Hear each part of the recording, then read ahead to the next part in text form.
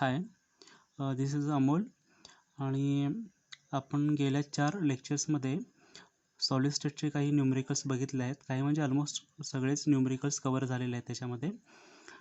आपण पंडित सरांशी बोलल्यानंतर मला असं समजलं की सॉलिड स्टेट हा पूर्ण चॅप्टर अजून शिकवून झालेला नाही आहे.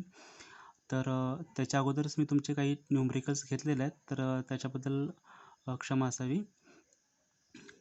तर आता आपण फ्रेशली सॉलिड स्टेट चॅप्टर्स शिकवणार आहे तुम्हाला. तर आपण चालू करूयात. सॉलिड स्टेट म्हणजे काय, ठीक आहे. तर आपण ऑलरेडी 11th मध्ये स्टेट्स ऑफ द मॅटर शिकलेले. आपल्याला चॅप्टर होता स्टेट्स ऑफ द मॅटर. तर मॅटरचे कोणत्या कोणत्या प्रकारचे स्टेट्स असतात. तर बघा, पहिला स्टेट कोणता असणार आहे, तर सॉलिड स्टेट असणार आहे. दुसरा काय असणार आहे, लिक्विड स्टेट असणार आहे. आणि तिसरा काय असणार आहे, तर गॅसियस स्टेट असणार आहे, बरोबर. तर आपण 11th मध्ये हे पण शिकलो की सॉलिड स्टेट, लिक्विड स्टेट आणि गॅसियस स्टेट या तिन्ही स्टेटमध्ये इंटरमॉलिक्युलर स्ट्रक्चर कोणत्या प्रकारचं असतं. तर मॉलिक्युलर स्ट्रक्चर सॉलिडमध्ये कसं असतं, लिक्विडमध्ये कसं असतं आणि गॅसियस स्टेटमध्ये कसं असतं. तर सॉलिड स्टेटमध्ये काय असतं, इंटरमॉलिक्युलर फोर्स खूप म्हणजे खूप स्ट्रॉंग असतो. त्याच्यामुळंच काय की त्याला एक specific shape, specific volume God झालेला असतो, बरोबर. त्याला एक स्पेसिफिक शेप तयार झालेला असतो. तर लिक्विड स्टेटमध्ये काय असतं, तर इंटरमॉलिक्युलर फोर्स काय असतात सॉलिडपेक्षा कमी असते, पण गॅसियस स्टेटपेक्षा जास्त असतात. पण तेच जर आपण गॅसियस स्टेटचं उदाहरण घेतलं तर गॅसियस स्टेटमध्ये काय असणार आहे, लिक्विड स्टेट आणि सॉलिड स्टेट यांच्यापेक्षा काय असणार आहे, तर इंटरमॉलिक्युलर फोर्स हा खूप म्हणजे खूपच कमी असणार आहे. म्हणजे जे इंटरमॉलिक्युलर फोर्स असतात गॅसियस स्टेटमध्ये ते इझिली ब्रेक होऊ शकतात. त्याचमुळं गॅसियस स्टेटचं काय असणार आहे की ते इझिली कॉम्प्रेस होऊ शकतात, इझिली इव्हॅपोरेट होऊ शकतात. तर लिक्विड स्टेटचं बघा, लिक्विड स्टेटमध्ये काय असणार आहे, तर इंटरमॉलिक्युलर फोर्स काय असणार आहे, तर तो सॉलिड स्टेटपेक्षा कमी असणार आहे. त्याचमुळे लिक्विडला बघा आपण जर बॉईल केलं ते इझिली काय होतात, इव्हॅपोरेट होऊन जातात. तेच बघा सॉलिड स्टेटमध्ये काय असणार आहे, तर इंटरमॉलिक्युलर फोर्स काय असणार आहे, खूप म्हणजे खूप स्ट्रॉंग असणार आहेत, बरोबर. तर त्याच्यामुळं बघा, जर आता आपण उदाहरण घेतलं लोखंडाचं, बघा लोखंड म्हणजे Fe, बरोबर. तर लोखंडाला आपण गरम करायला सुरुवात केली, बरोबर. मग त्याची इंटरमॉलिक्युलर फोर्स एवढं स्ट्रॉंग असतं की त्याला लिक्विडमध्ये कन्वर्ट व्हायला खूप म्हणजे खूप टेम्परेचर, म्हणजे खूप आपलं उष्णता द्यायला लागते, बरोबर. त्याच्यानंतर काय होणार आहे, त्याचं लिक्विड स्टेटमध्ये कन्वर्जन होणार आहे. आणि पुन्हा तर त्याचं गॅसियस स्टेटमध्ये कन्वर्जन करायचं असेल तर आपल्याला इव्हन बेटर, इव्हन जास्ती काय द्यायला लागणार आहे, तर उष्णता द्यायला लागणार आहे. म्हणजेच काय, सॉलिडचं लोखंडाचं काय होणार, सुरुवातीला लिक्विडमध्ये कन्वर्जन होणार, पण त्याच्यासाठी खूप खूप जास्ती उष्णता लागणार आहे. पुन्हा जर त्या लिक्विडचं पुन्हा गॅसेसमध्ये कन्वर्जन करायचं असेल तर आणखी जास्ती हीट द्यायला लागणार आहे. हे समजलं तुम्हाला. तर चला आपण आता सॉलिड स्टेट चॅप्टर चालू करूयात, ठीक आहे. तर बघा, डेफिनेशन काय असणार आहे सॉलिड स्टेटची, कोणी सांगू शकेल काय. सॉलिड स्टेट म्हणजेच काय असणार आहे, सॉलिड म्हणजेच काय असणार आहे. तर ही डेफिनेशन आहे ती पूर्ण कशावरती बेस्ड आहे, तर इंटरमॉलिक्युलर स्ट्रक्चरवरतीच. तर सांगा बघू, काय गेस करा तुम्ही, काय असणार आहे डेफिनेशन. तर बरोबर. सो आपण सॉलिड स्टेटची डेफिनेशन अशी करू शकतो. So this is the state of the matter in which the constituent particles has strong intermolecular force between them. म्हणजेच काय, किंवा अजून एक आपण डेफिनेशन करू शकतो, this are the substances in which the constituent particles has strong molecular force between them. म्हणजेच काय असणार आहे, तर आपण कुठलंही एक उदाहरण घेतलं, कोणतंही सॉलिडचं उदाहरण घ्या, बरोबर. आता उदाहरण घ्या की आपलं माझ्याकडे पॉवर बँक आहे, बरोबर. आता हे पॉवर बँक आहे बघा. आता काय आहे, सॉलिड आहे, बरोबर. तर सॉलिडमध्ये कॉन्स्टिट्युएंट पार्टिकल्स असतात. कॉन्स्टिट्युएंट पार्टिकल्स म्हणजेच काय असणार आहे, तर ॲटम्स असणार आहेत. तर ॲटम्स असणार आहेत, मॉलिक्युल्स असणार आहेत. तर त्यांचं जे मॉलिक्युलर फोर्स असतो तो खूप म्हणजे खूप स्ट्रॉंग असतो. त्याच्यामुळे त्यांना काय झालेलं असतं, तर एक स्पेसिफिक शेप तयार झालेला असतो, बरोबर. तर तर आपण इथे डेफिनेशन लिहून घेऊयात. It is the state of matter in which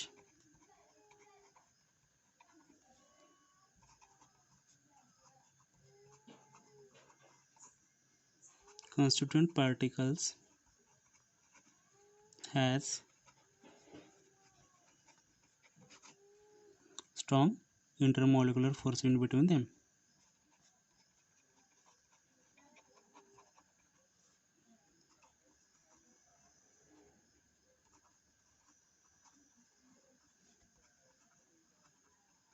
बरोबर.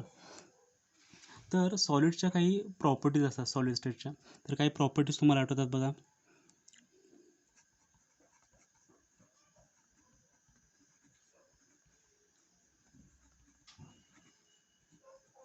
सॉलिडच्या काय प्रॉपर्टीज असतात, गेस करा बघूया कोणत्या प्रॉपर्टीज असणार आहेत. पहिली सांगा बघूया. मी आता मगाशीच बोललो इंटरमॉलिक्युलर फोर्स सांगताना. तर इंटरमॉलिक्युलर फोर्स सॉलिडमध्ये काय असतो तर खूप स्ट्रॉंग असतो. बरोबर. त्याचे ॲटम्स असतात, मॉलिक्युल्स असतात, त्यांच्यामध्ये जे बॉन्डिंग झालं असतं ते खूप स्ट्रॉंग असतं. त्याच्यामुळेच काय त्यांना एक स्पेसिफिक शेप तयार झाला असतो. बरोबर. शेप, साईज किंवा व्हॉल्यूम. तर पहिला काय असणार आहे प्रॉपर्टी त्याची, तर त्यांना एक काय असतो सॉलिड्सला एक पर्टिक्युलर शेप असतो. शेप किंवा साईज म्हणा अँड व्हॉल्यूम काय असतं तर फिक्स असतं ते. तर सेकंड बघा. सेकंड काय असणार आहे, बॉइलिंग सांगितलं तुम्हाला. तर इंटरमॉलिक्युलर फोर्स खूप स्ट्रॉंग असतो. तर आपल्याला तोडण्यासाठी, तोडून जर त्याचं लिक्विडमध्ये कन्व्हर्जन करण्यासाठी किंवा लिक्विडपासून गॅसमध्ये कन्व्हर्जन करण्यासाठी सॉलिड स्टेट किंवा गॅसियस स्टेटपेक्षा काय असणार आहे सॉलिड स्टेटचं टेम्परेचर खूप खूप म्हणजे जास्ती असणार आहे. बरोबर. म्हणजेच काय तर सॉलिडचा मेल्टिंग पॉईंट म्हणजेच काय, जेव्हा आपण सॉलिड स्टेटमधून लिक्विड स्टेटमध्ये येतो हा मेल्टिंग पॉईंट झाला. And boiling point. Boiling point म्हणजे काय झाला, समजा आता सॉलिड ऑलरेडी लिक्विडमध्ये आलेला आहे आणि लिक्विडपासून त्याला गॅसियस स्टेटमध्ये कन्व्हर्जन करायचं आहे. जेव्हा बॉईल होईल तेव्हाच त्याचं इव्हॅपोरेशन होऊन गॅस तयार. बरोबर. तर हे मेल्टिंग पॉईंट आणि बॉइलिंग पॉईंट हे दोन्ही पण काय असतात सॉलिड स्टेटमध्ये तर हाय असतात. बरोबर. आता तिसरी प्रॉपर्टी सांगा. सॉलिड म्हणजेच काय त्याला ऑलमोस्ट बघा. आता उदाहरण घ्या, तुम्हाला आयरनचं उदाहरण दिलं. बरोबर. किंवा कॉपर पकडा. तर कॉपरमध्ये काय असतं तर कंडक्टिव्हिटी खूप जास्ती असते. बरोबर. तर तिसरी प्रॉपर्टी काय असणार आहे, conductivity. Conductivity of heat and काय असणार आहे इलेक्ट्रिसिटी. बरोबर.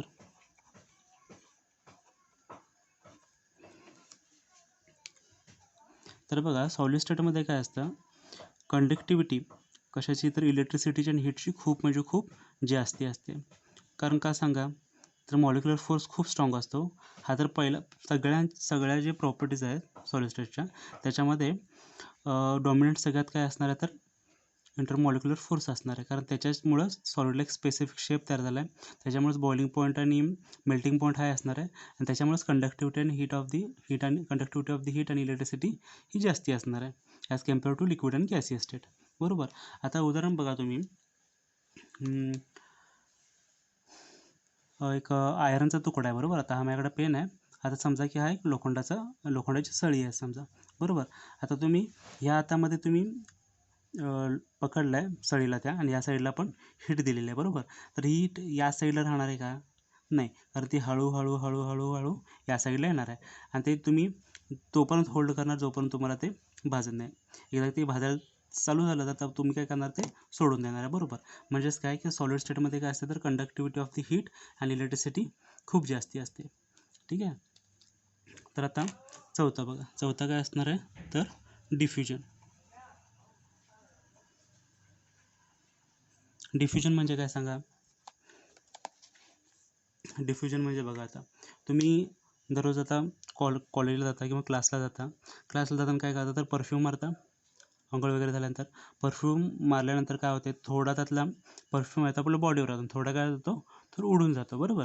तो हवेमध्ये मिक्स होऊन जातो. तर त्यालाच काय म्हणतो आपण डिफ्युजन. तो सगळ्याच्या सगळ्या आपल्या बॉडीवरती राहतो का, नाही. तो थोडा बॉडीवर राहतो आणि थोडा बाजूला निघून जातो. त्यालाच आपण काय म्हणणार तर डिफ्युजन. जेव्हा आपण सॉलिड स्टेटपासून लिक्विड स्टेटमध्ये कन्व्हर्जन होतं, तर जे लिक्विडमध्ये कन्व्हर्जन झाल्यानंतर जे डिफ्युजन होतं, डिफ्युजन हे खूप म्हणजे खूप कमी असतं. कारण का तर इंटरमॉलिक्युलर फोर्स काय असतो खूप म्हणजे खूप जास्त आहे. त्यामुळे डिफ्युजन पटकन होत नाही.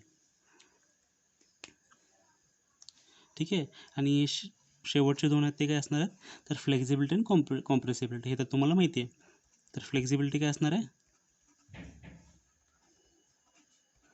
लो असणार आहे, कारण ते फ्लेक्झिबल नसतात, मेटल्स फ्लेक्झिबल नसतात.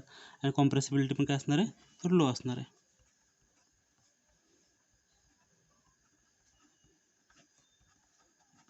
आपण सॉलिडला इझिली कॉम्प्रेस करू शकतो का, दोन्ही साईडनं प्रेशर अप्लाय केले समजा, आणि आपल्यामध्ये काय असणार आहे, आयरनचा क्यूब आहे, तर आपण इझिली कॉम्प्रेस करू शकतो का, नाही. आणि फ्लेक्झिबिलिटी म्हणजे काय, की ते इझिली वाकवू वगैरे शकतो का, नाही. तर ते सॉलिडच्या प्रॉपर्टीज आहेत. म्हणजे बघा प्रॉपर्टीज कोणत्या कोणत्या आहेत, तर आपल्याला मेन 6 प्रॉपर्टीज आहेत. पहिला काय असते, तर शेप, साईज अँड व्हॉल्यूम. म्हणजेच काय, त्याच्यामध्ये इंटरमॉलिक्युलर फोर्स एवढंच जास्ती असतं की त्याच्यामुळे त्याला एक पर्टिक्युलर शेप मिळालेला असतो, पर्टिक्युलर साईज असते आणि व्हॉल्यूम मिळालेलं असतं, बरोबर. आणि हे तिन्ही क्वांटिटीज काय असतात, फिक्स असतात सॉलिडमध्ये. सेकंड बघा, तर सेकंड म्हणजे काय, की मेल्टिंग पॉईंट आणि बॉइलिंग पॉईंट खूप म्हणजे खूप जास्ती असतो. म्हणजे सॉलिड स्टेटमधून लिक्विडमध्ये येण्यासाठी आणि लिक्विड स्टेटमधून गॅसियस स्टेटमध्ये येण्यासाठी जर तो मेल्टिंग पॉईंट आहे आणि बॉइलिंग पॉईंट आहे, हा खूप म्हणजे खूप जास्ती असणार आहे. तर मेल्टिंग पॉईंट कशाशी रिलेटेड आहे, जेव्हा सॉलिड स्टेटमधून लिक्विड स्टेटमध्ये कन्वर्जन होतं. आणि बॉइलिंग पॉईंट कशाशी रिलेटेड आहे, लिक्विडपासून जेव्हा गॅसियस स्टेटमध्ये कन्वर्जन होतं. तर हे दोन्हीचे दोन्ही काय आहेत, तर जास्ती आहेत किंवा खूप म्हणजे खूप हाय आहेत. आता आपल्याला माहिती आहे सॉलिडमध्ये काय असतं, कंडक्टर्स आले. सॉलिडचे पुन्हा आपण काही हे बघणार आहेत, 3 पार्ट बघणार आहेत. त्याच्यामध्ये काय येतं, तर कंडक्टर्स येणार आहेत, सेमी कंडक्टर्स येणार आहेत आणि इन्सुलेटर्स येणार आहेत. तर त्याच्यामध्ये कंडक्टर्सच्या विषयी हे लिहिलेलं आहे, बरोबर. त्याच्यामध्ये कंडक्टर्समध्ये काय असतं, तर कंडक्टिव्हिटी खूप म्हणजे खूप जास्ती असते. कंडक्टिव्हिटी कशाची असते, तर हीट, उष्णतेची आणि विजेची, बरोबर. तर सॉलिडमध्ये हीट आणि इलेक्ट्रिसिटी इझिली पास होऊ शकतात. म्हणजे त्याच्यामध्ये काय असतो, विरोध नसतो अजिबात, म्हणजे रेजिस्टन्स काहीच नसतो. आणि चौथा असणार आहे डिफ्युजन. डिफ्युजन म्हणजेच काय, तर उदाहरण लक्षात ठेवायचं स्प्रेचं. तुम्ही क्लासला येताना वगैरे काय करता, तर स्प्रे मारून घेता, बरोबर.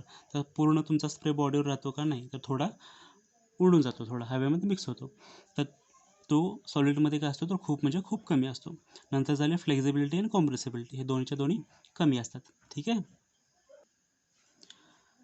आता बघा, सॉलिडचे आपण मेनली 2 पार्टमध्ये डिवाईड करणार आहोत सॉलिडचे. तर बघा, आपण 2 पार्टमध्ये हे करणार आहे त्याचं, 2 पार्ट पाडणार आहेत सॉलिडचे. तर पहिलं काय असणार आहे, तर क्रिस्टलाईन सॉलिड असणार आहे आणि सेकंड काय असणार आहे, तर अमॉर्फस सॉलिड असणार आहे, बरोबर. तर आता आपण मधून एक लाईन मारून घेऊयात, म्हणजे साईड बाय साईड त्याचं कंपॅरिझन पण होऊन जाईल आणि तुम्हाला इझिली अंडरस्टँड करू शकाल. ठीक आहे. तर पहिलं कुठलं असणार आहे, आपलं पहिला सॉलिड काय असणार आहे, तर क्रिस्टलाईन सॉलिड.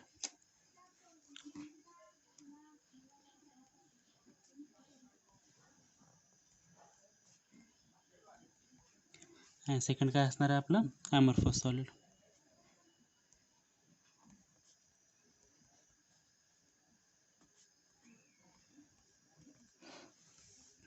तर ह्याच्यामध्ये बघा, आता मी साईड बाय साईड कंपॅरिझन पण करत जाणार आहे. क्रिस्टलाईन सॉलिड म्हणजे काय असतं बघा. आता क्रिस्टलाईन सॉलिडमध्ये काय असतात, तर रेग्युलर अरेंजमेंट असते कशाची, तर कॉन्स्टिट्युएंट पार्टिकल्सची. आणि ते पण कशी असते, तर एक लाँग रेंजसाठी असते, बरोबर. आता तुम्हाला म्हटलं सॉलिडमध्ये काय असतं, तर कॉन्स्टिट्युएंट पार्टिकल्स असतात. मग त्याची जी अरेंजमेंट असते ती अशी असते की रेग्युलर पॅटर्न असतो त्यांचा. ठीक आहे. आता समजा काहीतरी मॉलिक्युल्स पकडूयात आपण. ठीक आहे. समजा ॲटम आहे, तर तुम्हाला काढून दाखवतो. इथे बघा, आता तुम्ही हे समजा आपला हा काय असणार आहे, ॲटम ए आहे. ठीक आहे. त्याला आपण ब्लूनं दाखवलं आहे. दुसरं असणार आहे काय, तर रेडने दाखवलं आहे. पुन्हा तिसरं काय असणार आहे, ब्ल्यू असणार आहे. पुन्हा चौथा काय असणार आहे, रेड असणार आहे. पुन्हा पाचवा काय असणार आहे, ब्ल्यू. आणि सहावा काय असणार आहे, रेड असणार आहे. ठीक आहे. अशाच प्रकारे बघा, आता पुन्हा मी ब्ल्यूच्या खाली रेड काढतो. ठीक आहे. आणि रेडच्या खाली काय करणार आहेत, आपण पुन्हा ब्ल्यू काढणार आहे. पुन्हा अजून एक तिसरी लाईन काढून घेऊयात आपण. ब्ल्यू, ब्ल्यू, ब्ल्यू, पुन्हा रेड, रेड, रेड. आता बघा, आपण जर याला ॲनायन आणि कॅटन कन्सिडर केलं, तर ॲनायन काय होतं, ॲनायनला कॅटन हे करतात, सराउंड करतात. आता तेच बघा, इथं ॲनायन आहे, बरोबर. ॲनायनला काय झालं आहे, तर रेड रेड हे कॅटन आहेत, ते सराउंड झालेले आहेत. त्याच्यामुळे आपण हे असं कन्स्ट्रक्शन काढून घेतलेलं आहे. ठीक आहे. आता बघा ॲमॉर्फस सॉलिडमध्ये कसं असतं. ॲमॉर्फस सॉलिडमध्ये कसं असणार आहे, तर पुन्हा मी काढून दाखवतो. हे आपण ब्ल्यू कन्सिडर केलं, पुन्हा रेड, पुन्हा ब्ल्यू. पण हे काय असतं मग काय सांगितलं म्हणतो डेफिनेशनमध्ये, ॲमॉर्फस सॉलिडमध्ये जे कॉन्स्टिट्यूएंट पार्टिकल्स असतात त्यांची जी अरेंजमेंट असते ती काय असते, तर शॉर्ट लेंथसाठी असते. ही लॉंग लेंथ झाली, तर लॉंग लेंथमध्ये पण पूर्ण दाखवू शकत नाही, त्यामुळे आपण हा एवढाच पोर्शन दाखवला आहे. ठीक आहे. आता ॲमॉर्फस सॉलिडमध्ये बघा जे काही हे असणार आहे, अरेंजमेंट असणार आहे ती काय असणार आहे, तर एकदम शॉर्ट पिरियडसाठी असणार आहे. इथेपर्यंत ठीक आहे. इथं आता ब्ल्यू झाला, रेड झाला, ब्ल्यू झाला, पण अजून एक काढूयात आपण, रेड झाला. त्याच्यानंतर काय होणार आहे, पुन्हा रेड 2 वेळा आला, तर पुन्हा ब्ल्यू 2 वेळा आला, आणि इथून पुढं पुन्हा कंटिन्यू झालं ते. ठीक आहे. आता पुन्हा तेच बघा, इथं रेड झाला, इथं ब्ल्यू झाला, इथे रेड झाला, पण समजा इथून पुढं काय झालं, ब्ल्यू ब्ल्यू, आणि पुन्हा इथून रेड रेड रेड असं झालं. ठीक आहे. तर म्हणजेच काय, तर ॲमॉर्फस सॉलिडमध्ये जी अरेंजमेंट असते ते काय असतं की शॉर्ट रेंजसाठीच असते, ते पण फिक्स असते. तरी रेग्युलर आपण हा एवढाच पोर्शन कन्सिडर केला, हा रेग्युलर पोर्शन झाला. पण हे रेग्युलर पोर्शन नंतर जे काही अरेंजमेंट आहे ते रेग्युलर आहे का, नाही, कारण हे डिस्टर्बन्स आलेला आहे त्याच्यामध्ये. ठीक आहे. तर ह्याची लेंथ काय झाली, तर शॉर्ट लेंथ झाली, शॉर्ट लेंथ. ठीक आहे. पण आता क्रिस्टलाइन सॉलिडमध्ये बघा ही जी लेंथ आहे ती काय आहे, लॉंग लेंथ आहे.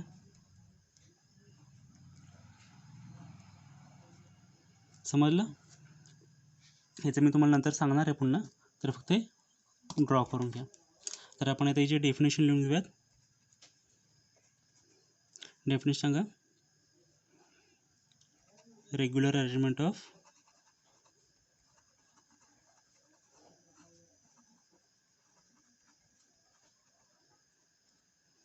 Constituent particles.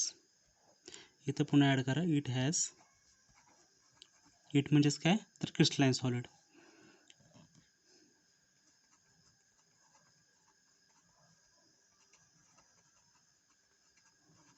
For long range.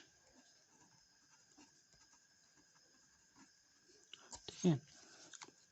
आणि तेच आता इथे बघा ॲमॉर्फस सॉलिडमध्ये it has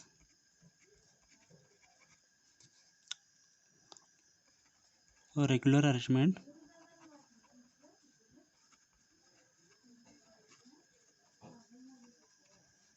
of constituent particles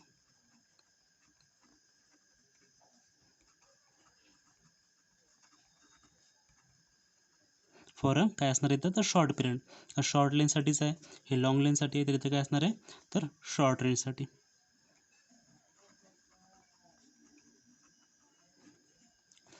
ठीक आहे. तर बघा तिसरा डिफरन्स काय असणार आहे, तर क्रिस्टलाइन सॉलिड असतात ते काय असतात, ॲमॉर्फस सॉलिड असतात. सॉरी, क्रिस्टलाइन सॉलिड काय असतात, ते आयसोट्रॉपिक इन नेचर असतात.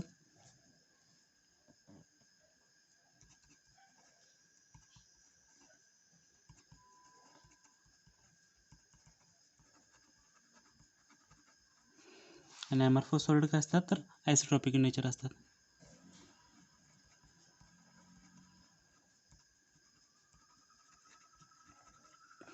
आता अनआयसोट्रॉपिक आणि आयसोट्रॉपिक म्हणजेच काय सांगा. तर बघा अनआयसोट्रॉपिक आणि आयसोट्रॉपिक म्हणजेच काय, तर हे एक इंटरमॉलिक्युलर स्ट्रक्चर तयार झालेलं आहे, बरोबर इथं. तर त्याच्यामध्ये बघा अनआयसोट्रॉपिक म्हणजेच काय, लक्ष देऊन आहे का, हे खूप म्हणजे खूप इम्पॉर्टंट आहे आणि याच्यावरती भरपूर क्वेश्चन येणार आहे तुमच्यामध्ये. तर बघा, तर फिजिकल प्रॉपर्टीज असतात काहीतरी, क्रिस्टलाइन सॉलिड झाले आणि ॲमॉर्फस सॉलिड झाले, बरोबर. तर क्रिस्टलाइन सॉलिडला काहीतरी फिजिकल प्रॉपर्टीज असणार आहेत. ते काय असतात, तर डिफरंट डायरेक्शनने डिफरंट असतात. जे काही फिजिकल प्रॉपर्टीज असणार आहेत क्रिस्टलाइन सॉलिडच्या, त्या डिफरंट डायरेक्शनमध्ये डिफरंट फिजिकल प्रॉपर्टीज असणार आहेत. आता एक्झाम्पल घ्या. आता समजा मी या डायरेक्शनने चाललेलो आहे, बरोबर, असं कन्सिडर करा. आपण चाललो आहे कसं, तर लेफ्टपासून राईटला चाललेलं आहे, बरोबर. आता तर बघा ह्याच्यामध्ये काय सुरुवातीचं काय असणार आहे, लेफ्टपासून रेड झाला, रेडपासून पुन्हा ब्ल्यू झाला, ब्ल्यूपासून पुन्हा रेड झाला, रेडपासून पुन्हा ब्ल्यू झाला, पुन्हा ब्ल्यूपासून रेड झाला. हा सिक्वेन्स आहे blue red blue red blue red. आता तेच बघा पुन्हा आपण सेकंड रो घेतली. सेकंड रोमध्ये काय असतं बघा, रेडपासून पुन्हा ब्ल्यू झाला, ब्ल्यूपासून रेड झाला, रेडपासून पुन्हा ब्ल्यू झाला, ब्ल्यूपासून रेड झाला, रेडपासून ब्ल्यू झाला. म्हणजे सेम आहे दोन्ही केसमध्ये. थर्ड रो पण पकडली आपण तर सेम असणार आहे बरोबर. म्हणजेच आपण हॉरिझॉन्टली चाललो आहे. हॉरिझॉन्टली जाताना बघा रेडपासून ब्ल्यू जातं, आयदर काय होतं ब्ल्यूपासून रेड होतं किंवा रेडपासून ब्ल्यू होतं. आता तेच बघा आपण व्हर्टिकल कन्सिडर करूयात. ठीक आहे, म्हणजे आपण टॉप टू बॉटम चाललो आहे. तर इथं बघा काय तर रेड आहे सुरुवातीला, नंतर पुन्हा ब्ल्यू झाला, ब्ल्यूचा पुन्हा रेड झाला. तेच बघा आता पुन्हा इथं ब्ल्यूपासून रेड झाला, रेडपासून ब्ल्यू झाला. तेच आपण आता राईट टू लेफ्ट जाऊयात. ठीक आहे, राईट टू लेफ्ट जाताना बघा ब्ल्यूचं पुन्हा रेड झालं, सॉरी रेडचं पुन्हा ब्ल्यू झालं आहे, ब्ल्यूचं रेड, म्हणजे चेंज होत राहणार आहे ते. आता तेच बघा आपण आता डायगोनली जाऊयात. ठीक आहे, तर आपण हा अशी एक डायगोनल कन्सिडर केलं किंवा या साईडनं एक डायगोनल कन्सिडर केला. तर बघा ज्यावेळी आपण टॉप टू बॉटम स्ट्रेट लाईनमध्ये जातो किंवा राईट टू लेफ्ट स्ट्रेट लाईनमध्ये जातो तेव्हा फिजिकल प्रॉपर्टीज कशा आहेत तर डिफरंट आहेत. आणि बघा तेच आता आपण डायगोनली चाललो आहे. डायगोनल म्हणजे काय, हा कन्सिडर करा. ठीक आहे, आणि डायगोनल म्हणजे काय असणार तर हा कन्सिडर करा. याच्यामध्ये बघा रेडपासून ब्ल्यू होणार आहे का किंवा ब्ल्यूपासून रेड होत आहे का तर नाही, तर कंटिन्यू रेड आहेत आणि कंटिन्यू ब्ल्यू आहेत. म्हणजेच काय की फिजिकल प्रॉपर्टी जर आपण डायरेक्शन चेंज केली तर फिजिकल प्रॉपर्टीज पण चेंज होत आहेत. यालाच काय आपण म्हणतो क्रिस्टलाइन सॉलिडमध्ये ॲनआयसोट्रॉपिक नेचर असतात. क्रिस्टलाइन सॉलिडचं नेचर कसं असतं तर ॲनआयसोट्रॉपिक असतं. ठीक आहे, हे समजलं तुम्हाला. त्याचं डेफिनेशन लिहून घ्या. ॲनआयसोट्रॉपिक म्हणजेच काय असतं तर it has different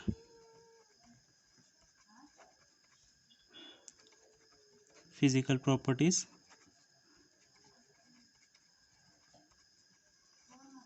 in different directions.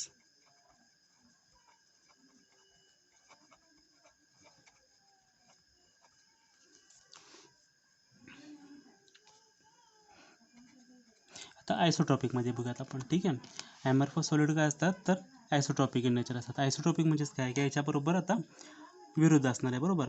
याच्यामध्ये काय असतात तर फिजिकल प्रॉपर्टीज काय असतात डिफरंट डायरेक्शनमध्ये डिफरंट असतात. याच्यामध्ये काय असणार आहेत ते याच्यामध्ये पण डिफरंट असणार आहेत बरोबर. म्हणजेच बघा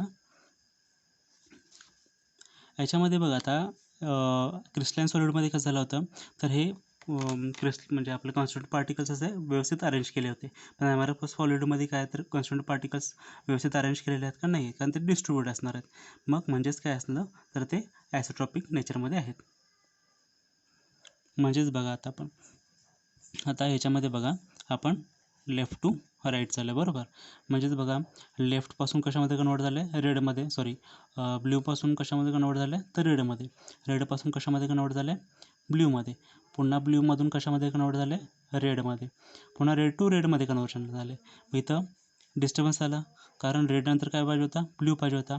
समजा इथं तरी ब्ल्यू कन्सिडर केला, ब्ल्यूपासून रेड कन्वर्शन झालं आहे, रेडपासून पुन्हा ब्ल्यू झाला आहे, पण ब्ल्यूपासून पुन्हा ब्ल्यू झाला आहे, इथं पण कन्वर्शन चुकलं बरोबर. आणि तेच कन्सिडर करा आता आपण टॉप टू बॉटम चाललो आहे व्हर्टिकल लाईनमध्येच. ठीक आहे, तर आता बघा ब्ल्यूपासून रेडमध्ये कन्वर्शन झालं आहे किंवा आपण बॉटम टू टॉप चालू आहे समजा तर ब्ल्यूपासून रेडमध्ये कन्वर्शन झालं आहे. तेच आपण आता डायगोनली कन्सिडर केलं बरोबर. तर चेंज होते का नाही, कारण ते सेम झाले आहेत, सेम कन्सिडर झाले आहेत. म्हणजे इन आयदर डायरेक्शन काय झालं तर हा काय रूल आहे तो फॉल्स होतो बरोबर. तर आता क्रिस्टलाइन सॉलिडमध्ये बघा तर व्हर्टिकली किंवा आपण हॉरिझॉन्टली कन्सिडर केलं तर हे सेम होतं, फक्त डायगोनली डिफरंट येत होतं. तर याच्यामध्ये ॲमॉर्फस सॉलिडमध्ये काय आहे की तुम्ही व्हर्टिकली किंवा हॉरिझॉन्टली कसंही कन्सिडर किंवा डायगोनली कसंही कन्सिडर केलं तर सेम प्रॉपर्टी आहे ते, त्याच्यामध्ये डिस्टर्बन्स येतच आहे बरोबर. तर म्हणजेच काय ह्याच्यामध्ये काय असणार आहे तर आयसोट्रॉपिक इन नेचर असणार ॲमॉर्फस सॉलिड. म्हणजेच काय सेम फिजिकल प्रॉपर्टीज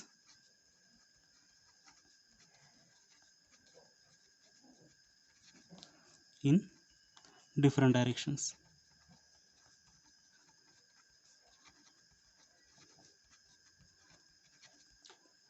हे समजले तुम्हाला. मी पुन्हा एकदा समजावून सांगतो, थोडंसं कॉम्प्लिकेटेड आहे हे. आता क्रिस्टलाईन सॉलिडमध्ये बघा, आपण हे काय केलं तर इंटरमॉलिक्युलर स्ट्रक्चर काढलेलं आहे, बरोबर. तर याच्यामध्ये बघा आपण हॉरिझॉन्टली मूव्ह होतो आहे. तर हॉरिझॉन्टली कसं आहे, तर पहिला आयटम काय तर ब्ल्यू आहे, ब्ल्यूपासून तो रेडमध्ये कन्वर्ट झाला आहे, रेडनंतर ब्ल्यूमध्ये झाला आहे. ते आपण आता हॉरिझॉन्टली बघितलं. आता व्हर्टिकली बघितलं तर काय होणार आहे, सुरुवातीला रेड आहे, ब्ल्यू झाला, ब्ल्यूपासून पुन्हा रेड झाला.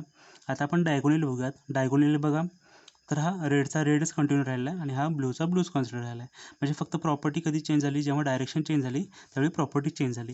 तेच आता आपण लिहिलं आहे, it has different physical properties in different directions. पण तेच आता ॲमॉर्फस सॉलिडमध्ये बघा, आपण व्हर्टिकली कन्सिडर करूयात, ठीक आहे, सॉरी हॉरिझॉन्टली कन्सिडर करूयात. तर ब्ल्यूपासून रेड झाला आहे, रेडपासून ब्ल्यू झाला आहे, पुन्हा रेड झाला आहे. पण रेडचा रेड झाला आहे, इथं प्रॉपर्टी चेंज झाली, म्हणजे काय म्हणतात त्याला, फिजिकल प्रॉपर्टी इथं डिस्टर्ब झाली. पण तेच आपण आता डायगोनली बघितलं, इथं पण डिस्टर्ब झालेली आहे. म्हणजेच काय की ॲमॉर्फस सॉलिड असतात ते आयसोट्रॉपिक नेचरमध्ये असतात आणि त्याची काय प्रॉपर्टीज काय असतात, तर फिजिकल प्रॉपर्टीज सेम असतात डिफरंट डायरेक्शनमध्ये. डायरेक्शन जरी चेंज झाली तर प्रॉपर्टी सेम असते. हे समजलं सगळ्यांना. तुम्हाला काही डाऊट्स वगैरे असतील तर मला कमेंट सेक्शनमध्ये विचारू शकता तुम्ही. तर चौथा डिफरन्स बघा, तर क्रिस्टलाईन सॉलिडला आपण काय म्हणतो तर ट्रू सॉलिड्स असे म्हणतो, ठीक आहे. हे लक्षात ठेवा, आपण क्वेश्चनमध्ये विचारतात तुम्हाला पेपरमध्ये. आणि ॲमॉर्फस सॉलिडला काय म्हणतात तर स्युडो सॉलिड असे म्हणतात, किंवा याला असं पण म्हणतात सुपर कूल्ड लिक्विड, ठीक आहे. आता आपण पाचवा डिफरन्स बघणार आहे. तर काय पाचवा पॉईंट काय असणार आहे तर मेल्टिंग पॉईंट.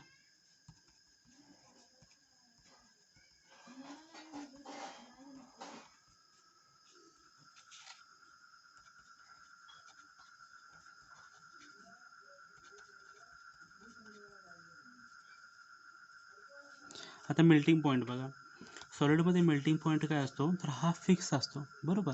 आता आपण पुन्हा उदाहरण घ्यात, आता आपल्याकडं लोखंडाचा तुकडा आहे, ठीक आहे. आता समजा की तो 180 डिग्रीला बॉईल होतो आहे, बरोबर. तो गरम होणार आहे. समजा आपण 0 डिग्रीजपासून त्याला टेम्परेचर द्यायला सुरुवात केलं तर तो काय होणार आहे, 100 डिग्रीज होतोपर्यंत गरम होणार आहे. म्हणजे तो त्याचा कलर चेंज होणार आहे. सुरुवातीला काय असणार आहे, तो ब्राउनिश कलरचा असणार आहे. नंतर तो हळूहळू हळूहळू रेडमध्ये कन्वर्ट होणार आहे आणि अप टू 170 175 179 परंतु सॉलिडमध्येच असणार आहे. पण ॲज सून ॲज तो 180 डिग्रीला टेम्परेचरला पोहोचला तर इन्स्टंटली त्याचं काय होणार तर लिक्विडमध्ये कन्व्हर्जन होणार आहे, बरोबर.